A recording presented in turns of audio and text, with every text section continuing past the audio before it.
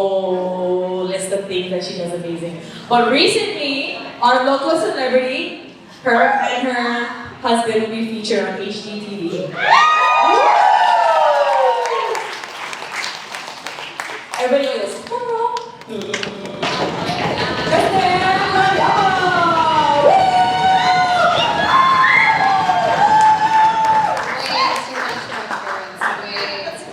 you guys, this is the first time I spoke up by myself. I always have a warm, tall, dark Hawaiian. He's very handsome next to me. I dated prior with my previous business. I always had my business partner, so bear with me. A little bit more nervous, feeling a little naked up here. But I mean, I'm Tristyn. I am one half of TK Property Solutions. The other half is my handsome Hawaiian husband right there, Kamohai. Guys, he actually is the better half in our relationship, but when I talk about our real estate investing journey and everything that we have going on, it's never just me, it's him too. So just know that. It's not an I, it's a we. I'm from Kailua, Hawaii, so yes, you found your people. We have two beautiful Katie, our daughter Yasael, and our son Bill, and we are done. We got blessed with two, one boy, one girl, we are all done. But our life revolves around them, for sure. And you'll understand why how I wrap up what I'm gonna say to you guys. But, okay, so a little bit about me. I guess you can call me a serial entrepreneur. I went to school to be a licensed mental health counselor, and I had the opportunity to take over a nonprofit and rebrand it, and I did that in 2013 with a partner. I'm still involved passively in that organization to today, but I'm pretty proud of what we've been able to do there. We service vulnerable populations, we offer substance abuse treatment services, and we've been able to build the second largest benefits management program in the state of Hawaii. So what is that, right? It's where you manage people who receive Social Security benefits and VA benefits and are, for whatever reason, found unfit to manage it themselves. That's what we do. But my whole life, even through building that and going to school, I was always interested in real estate. My grandparents, had real estate. My dad bought a commercial building, but I'm like, how the heck did I do that? Like, what is this thing called real estate? And yes, I grew up watching HGTV, and I love a good before and after. I love pretty shit. Love it. Who doesn't? So, in a soul-searching moment of wanting more money, because I had my kids, and I'm like, dude, we gotta do more. My husband was closing down his clothing store, and it was just the right time, and I saw a commercial on TV for a mentorship called Fortune Builders. And we went and drug him, just he didn't have a choice. And we went, and the rest is history. TK Property Solutions was founded, and that was 6 years ago. To date, we've been able to, it's pretty gnarly when I write this down and I think about this. We've been able to pull in multiple 7 figures each year in fix and flips. And we've been able to build a rental portfolio worth over several $7 million that pays us passively every single month. And it's beyond what I could have ever imagined. And if you think about, what we're trying to do this year, it's just hold on to the roller coaster that we said yes to, which is 2 years ago. Yeah, 2 years ago, it's only happening now, but 2 years ago, we got approached by a production company who said, yo, we wanna feature a husband and wife that do a lot of fix and flips. I'm like, oh, well, we checked that box. Like, we do that for a living, and I thought it was a scam. It was in our email, and I thought it was a scam, but you guys know Jeremy Mateo? He sent Kamohai a text and was like, hey, this production company also reached out, and they are looking for husband and wife teams doing a lot of fix and flips. And so after many, as you can see, years of back and forth and due diligence and seeing if it was a right fit for what we wanted to do, we said yes. So we are full force right now, filming season 1 of our HGTV show, going to be featuring our kids.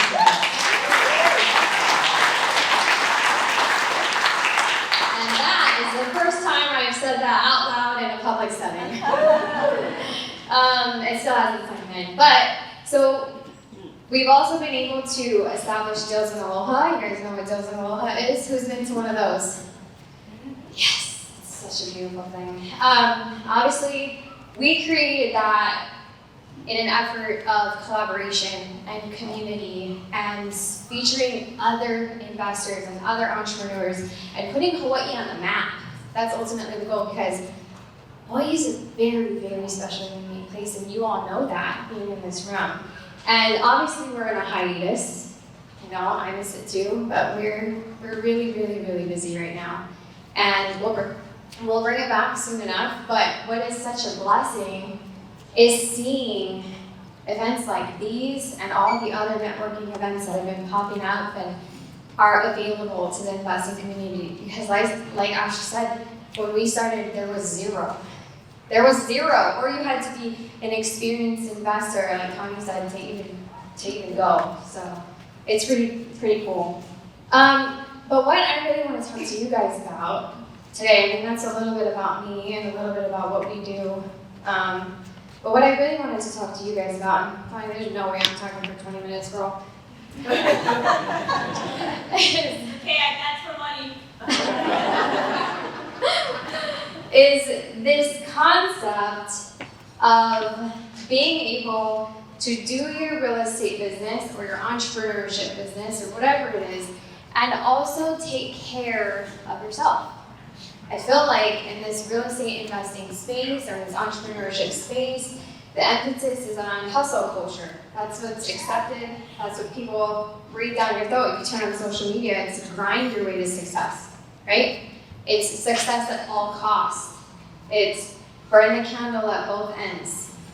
It's if you're taking time for yourself or you're resting, then you're weak or you're falling behind.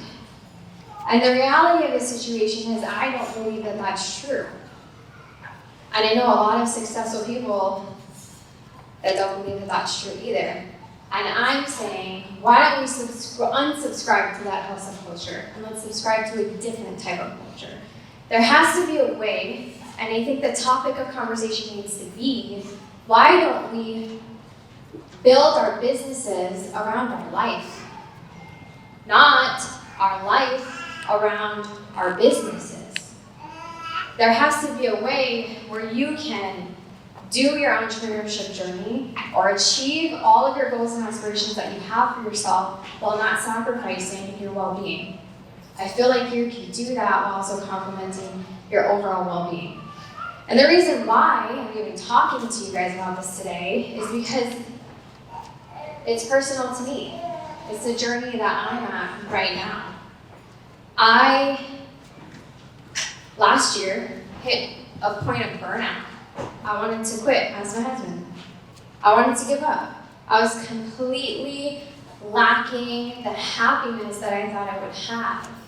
And ironically, what's hysterical is that I had the most successful year I've ever had. We did. Last year, we finished filming our pilot for the show.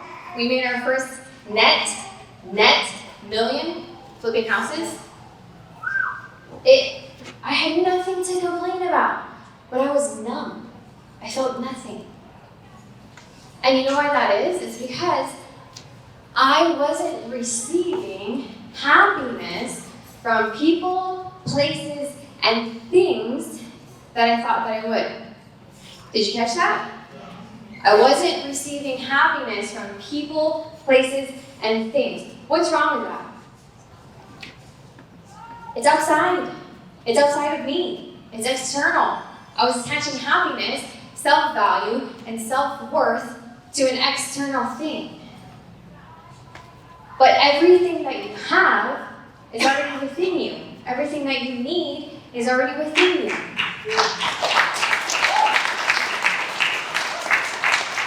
Okay, so I think Tani asked this question about how many of you are in the real estate space? In any capacity.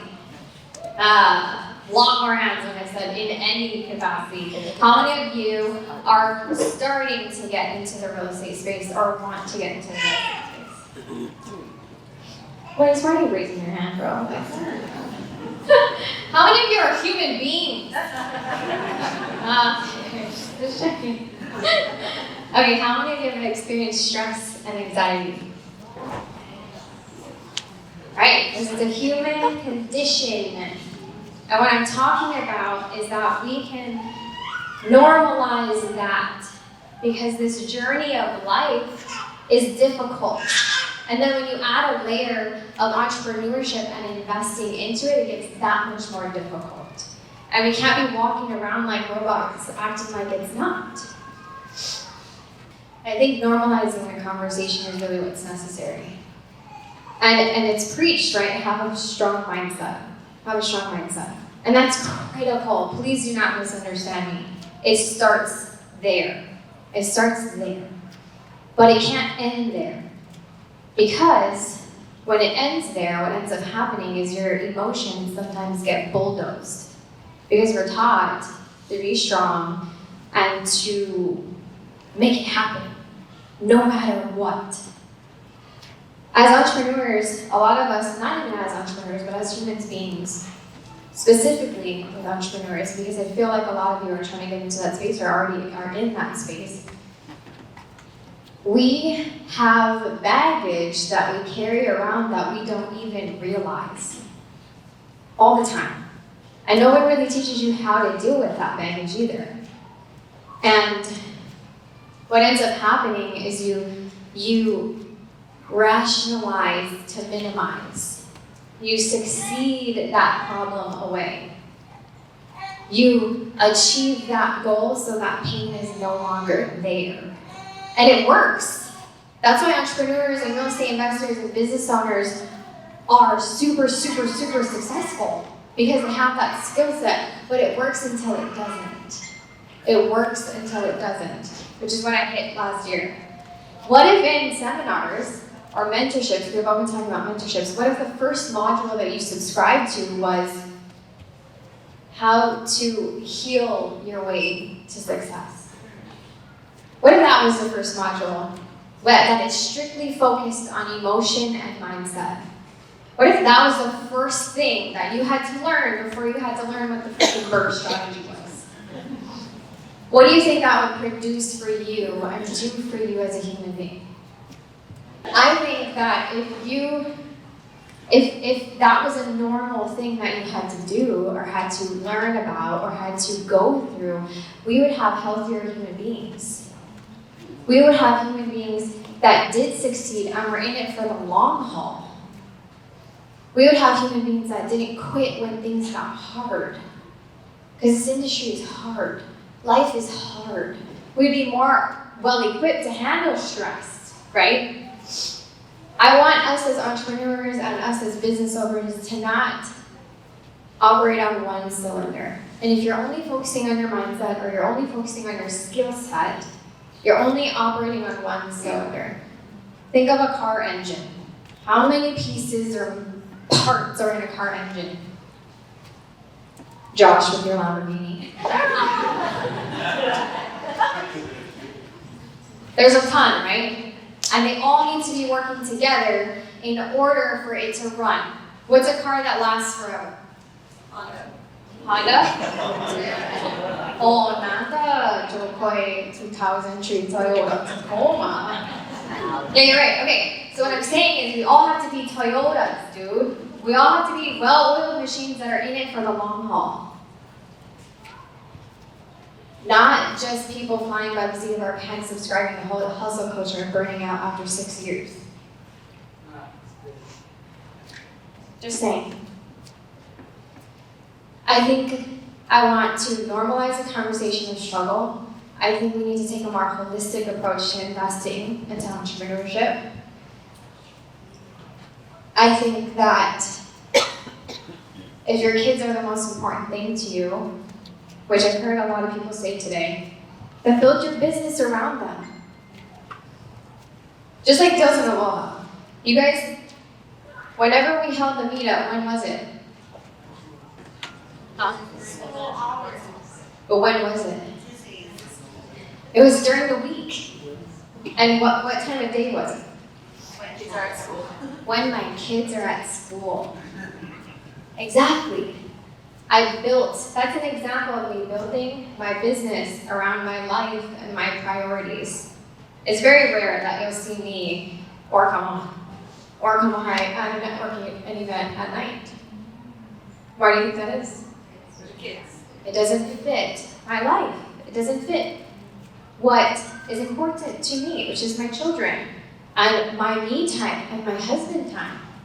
Doesn't mean we'll never go. Of course we'll show up every once in a while, you know what I mean? But overall, that's why. That's an example of building a business around your life. And I'll end with this. The more that you grow and become better as a human, the more you are able to attract. And you are your biggest asset. Tani, where are you? She went outside, great. Everybody tell Tani I said thank you for this amazing event. Speakers, friends, you guys are all my friends. You guys are amazing, spunky, driven, beautiful women. Thank you for sharing your stories. And you beautiful people, Tani, I just publicly thanked you, just so you know. And you beautiful people coming out on a Sunday to get value, I hope I was able to deliver some of that to you today. Thank you very much.